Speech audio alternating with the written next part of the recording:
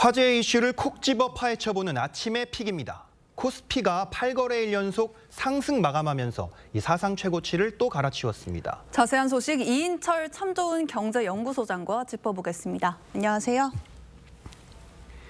이 고공행진을 이어가는 코스피가 어제 4,700선 코앞에서 장을 마쳤는데 어제 장세 어떻게 좀 보셨습니까? 이게 롤러코스터 탈 때 정점으로 올라갈수록 불안하거든요. 네. 좀 쉬어간들 어떠리라는 생각이 좀 드는데 네. 정말 4,200선에서 시작을 해서 지금 도장 깨기를 하고 있습니다. 4,300, 400, 500 넘더니 어제는 4,692입니다. 네. 이제 5,000포인트까지 300여 포인트만을 남겨놓고 있다는 얘기거든요. 증권사들은 이구동성으로 지금 뭐 전망을 하라고 하니까 이제 중계한다라고 할 정도로 네. 전망 상단을 좀 높여잡고 있는 상황인데요. 실제로 지난해 75% 올랐잖아요. 네. 연초 대비 올해 지금 8거래일 동안 10% 올랐습니다. 추가로 코스피가. 자, 이런 상황에서 어제는 개인도 매도하고 외국인은 나흘째 매도했음에도 불구하고 기관 투자가들이 또 7천억 원 넘게 순매수하면서 네. 시장을 떠받치고 있는데요. 종가 기준 사상 최고치를 갈아치우고 있는데 연초 랠리를 주도했던 반도체가 잠깐 조정을 받았어요. 이틀 정도. 네. 그러니까 이번엔 자동차, 2차 전지, 조선, 방산업종이 또 순환매가 나타나고 있는데요. 오늘 새벽에 뉴욕 증시가 좀 쉬어가고 있습니다. 트럼프 대통령 은행 카드사 이자율 연 10%로 제한하자 하락하고 있는데 과연 이게 오늘 우리 증시의 조정의 빌미를 제공할지 좀 지켜봐야겠습니다. 네. 네, 소장님 조금 전에 얘기해 주셨는데 반도체주 상승세가 조금 주춤하고 자동차주가 올랐다고요? 이건 왜 그렇습니까? 현대차의 질주입니다. 현대차가 자동차 제조회사에서 로봇 이제 피지컬 휴머노이드 로봇 제조사로 이제 거듭나고 있는데요. 네. 어제 사상 처음으로 40만 원, 또 시가총액 80조 원 시대를 열었습니다. 연초 대비 무려 37%나 급등을 했는데 최근 라스베가스 가전쇼에서 휴머노이드 로봇 아틀라스를 공개했는데 최고 로봇상을 수상을 했습니다. 이러다 보니 단순히 자동차 제조회사를 넘어서 로봇과 자율주행이 결합한 이른바 피지컬 AI 시대로 탈바꿈할 것이 아니냐라는 이제 기대감을 모으고 있는데요. 특히나 이 로봇은 2028년에 미국에서 짓고 있는 메타 공장에 투입이 됩니다. 자, 이러다 보니 증권사들 이구동성으로 야 40만 원 너무 저렴해.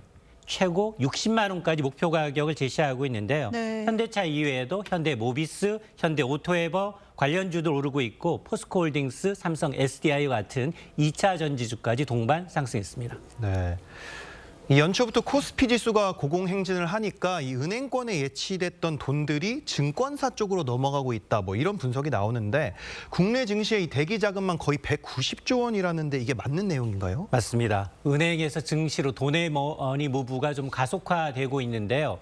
흔히 이제 요구불 예금이라고 해서 특히 이제 증권사에 맡겨둔 이제 이른바 투자자 예탁금 은 한 90조 원으로 사상 처음 90조 원 시대를 열고 있고요. 네. 또 입출금이 자유로운 증권사의 CMA 계좌에도 100조 원입니다. 사상 첫 100조 원 시대를 열고 있는데 둘 합치면 190조 원이 호시탐탐 조정만 받으면 언제든 증시에 올라타겠다라는 이제 포모 기대감을 형성하고 있는데 실제로 한국은행에 최근 들어서 이런 이제 요구불 예금의 회전율, 돈이 얼마나 시중에서 빨리 회전되고 있느냐를 따져봤더니 4배로 5년 만에 최고입니다. 네. 이 얘기는 뭐냐?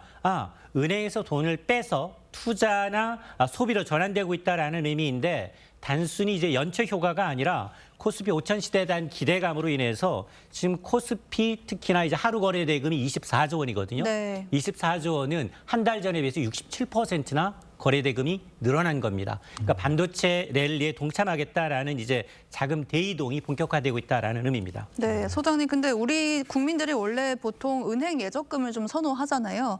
이 자금들이 다 주식시장으로 넘어가면은 뭐 생길 수 있는 부작용 이런 거 없을까요? 맞습니다. 은행에서 돈을 빼서 증시로 간다? 이 얘기는 내 대출 금리가 오를 수 있다라는 의미입니다. 그렇습니까? 일시 요구불 예금이라는 건 은행이 이자를 거의 내지 않습니다. 그런데 은행은 자금 조달을 위해서 이렇게 되면 특히 은행채를 발행하게 되는데 자금 조달 비용이 요구불 예금에 비해서 20에서 30배 정도 더 듭니다. 네. 이렇게 비용이 든 건 결국 자금 조달 비용을 결국 대출 금리에 전가하게 되는데요. 이렇게 되면 대출받는 기업들 가계 부담이 더 커질 수밖에 없기 때문에 소비가 위축되는 실물 경제에도 부담이 될 수 있습니다. 네.